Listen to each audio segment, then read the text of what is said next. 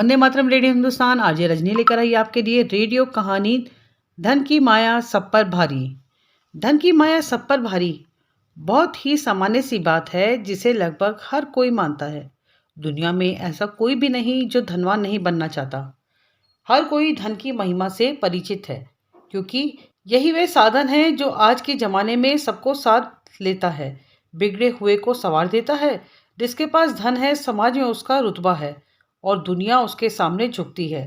लेकिन सत्यता तो यह है कि पैसा कमाने की धुन जीवन के सुख को खत्म कर देती है। हर कोई धन कमाने के पीछे भाग रहा है, लेकिन क्या धन से सुख खरीदा जा सकता है? क्या हर धनवान व्यक्ति सुखी है?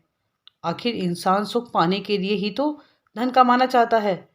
पर कहीं ऐसा तो नहीं कि जिस धन के पीछे जान छोड़कर हर कोई भाग रहा है वही सुख का दुश्मन है। प्रस्तुत कहानी यही बताती है कि कैसे पैसा कमाने की धुन जीवन के सुख को खत्म कर देती है। एक समय की बात है, एक प्रदेश में एक सेठ रहते थे।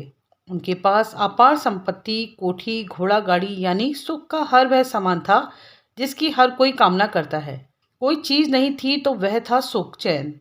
उनके मन में हमेशा बेचैनी बनी रहती थी। बड़ी सी कोठी में सेठ सेठानी ही रहते थे। बच्चे विदेश में रहते थे। उनके घर के ठीक सामने मजदूरों का एक परिवार रहता था।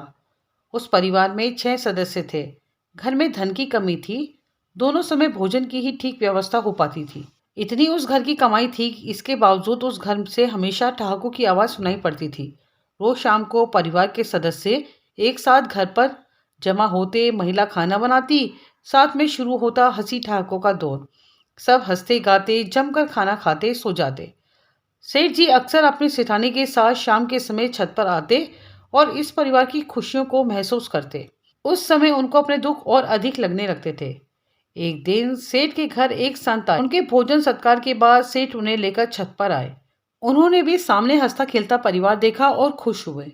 तब सेठ ने उनसे पूछा कि हम धनवान होकर भी सुखी नहीं हैं और ये लोग गरीब होकर भी इतने सुख से जीवन जी रहे हैं, इसका क्या कारण है?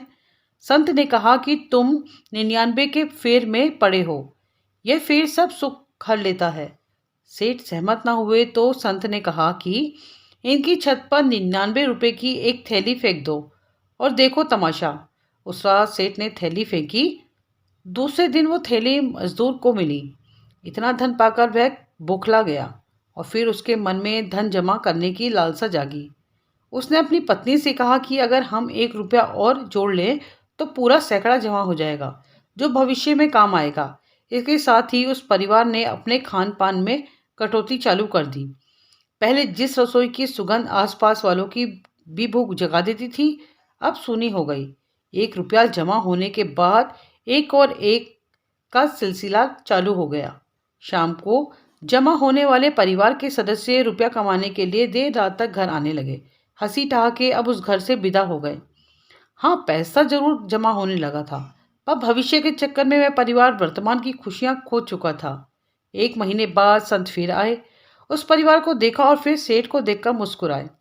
सेठ ने हाथ जोड़ लिए और मान गए कि धन का अत्यधिक मोह ही सारे दुख का कारण है। संत ने मजदूर को बुलाकर सारा किस्सा सुनाया। मजदूर भी सब बात समझ गया और रुपयों की थैली वापस कर दी और पुनः खुशी खुशी जीवन यापन करने लगा। दोस्तों, धन जीवन यापन के लिए आवश्यक है, पर जीवन को सुखी बनाने के लिए नहीं। जीवन को सुखी बनाता है अपनों का साथ, अपनों के साथ बिताया गया सुंदर समय। धन का अपना महत्व है, पर धन जीवन के सुख की जगह नहीं ले सकता। तो आज से ही परिवार के साथ अच्छा और अधिक समय बिताएं, ताकि बाद में आपको अफसोस ना रह जाए कि आपने अपने परिवार के साथ खुशी का पल नहीं व्यतीत किया। बने रहे हमारे साथ रेडियो हिंदुस्तान पर। सबको सिखाएं पेड़ लगाएं, सबको सिखाएं जल बचाएं।